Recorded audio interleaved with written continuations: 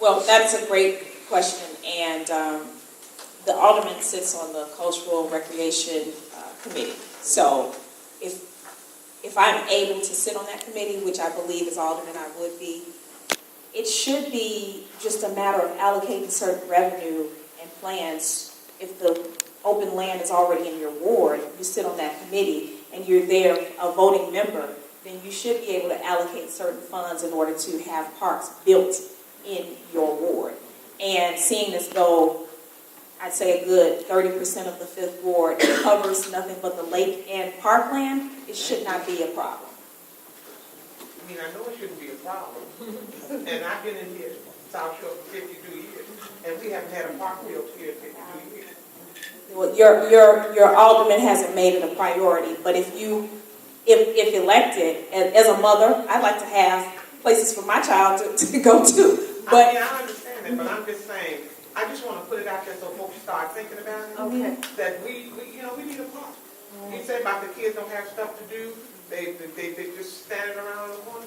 There's no tennis courts, there's no we understand soccer fields and all of that. And okay. everybody else has. Thank you so much. We want to move on to the next question. Thank you. It's along the same lines, but it is that South Shore has a lot of empty lots that are open and available. And the Park District is committed to having a park within 2 blocks of everybody within the next 20 years. And so how would you transform those empty lots into as park so everybody has a park they can go to? basically, when those type of questions, they boil down to the revenue piece. And it's all about where you allocate your dollars, wherever your budget dollars go. And if my community is saying that that's where they want part of the budget dollars to go, then let's bring in some parks. Let's make South Shore once again aesthetically beautiful. And let's have some safe places for our children. I would definitely advocate for building more parks and holding the park district accountable to their promise to you. In other words, ma'am, you'll get parks. I ain't got much longer, y'all better hurry. Yes, ma'am. Yes, ma'am. First term. Yes, ma'am. First term. I usually don't ask questions when you talk about City Hall, so I just have one question.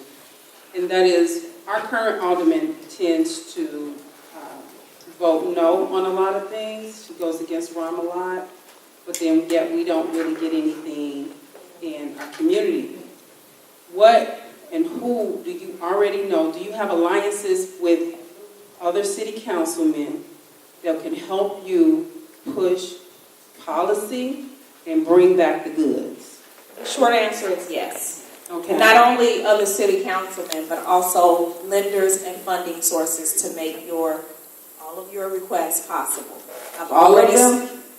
Yes, I've already started talking to, having a banking background, I've already started talking to the people that I know who can make those things come true. Because we need an alderman that can actually build alliances. We can't have an alderman that said, I voted against that, and then at the end of the day, it still affects us in a negative way because it was one vote versus 26. You're right. And then part of that is being able to maintain the partnerships and keep your relationships open. So how would you do that as a new freshman alderman? Well, I've already started talking to other aldermen. And if you know anything about Chicago politics, nobody's going to come out in front when you're the rookie and you haven't gotten elected yet. But I've already started forming those alliances with them.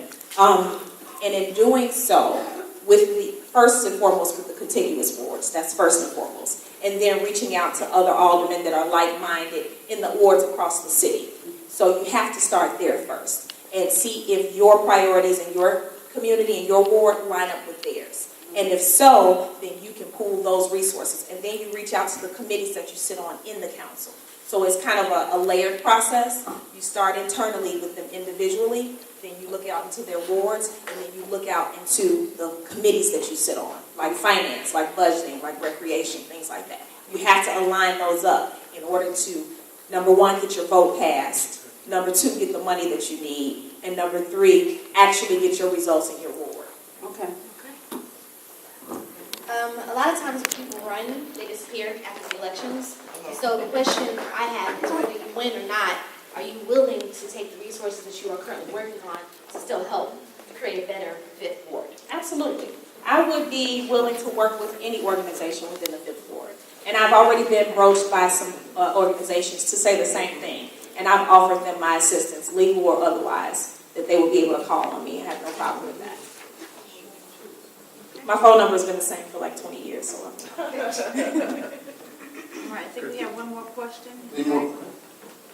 My question simply is, what are your plans for, this keeps coming up, but I'm under the impression that that lease up there for the vacant store isn't going to be signed until April. If you are elected in February, does that grocery store still have to come, or will you advocate for something else?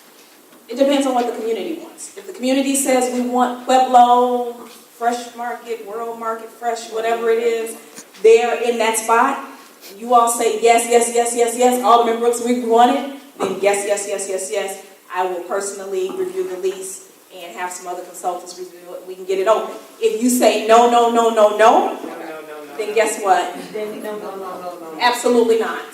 But we will review. I have a few things.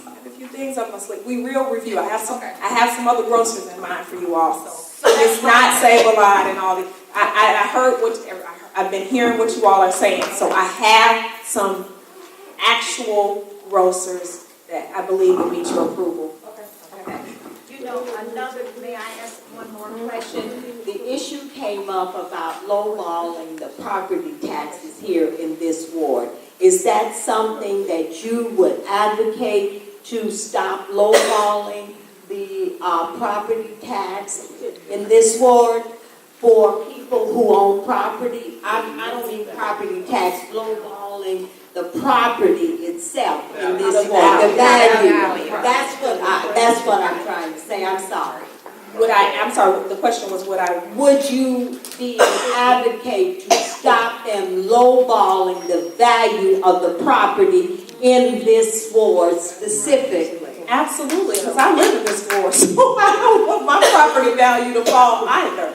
I want it to, I can tell you, again, coming from a banking background, I have financed houses in the Highlands that were once worth $1.8 million, and now they're less than $500,000. So I would absolutely advocate for that, because I know what lakefront property is worth, and I also know that there's always an ulterior motive behind certain things. Especially Chicago. So at this point, we want to give.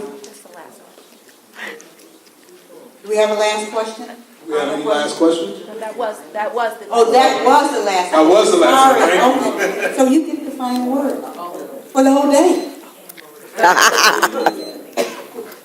And so what I would like to say to you is that when elected alderman, I represent unification in the ward. I represent affordable housing. And when I say affordable housing, I don't want you to be foreclosed out of your house. I want the seniors to be able to age in place, things of that nature.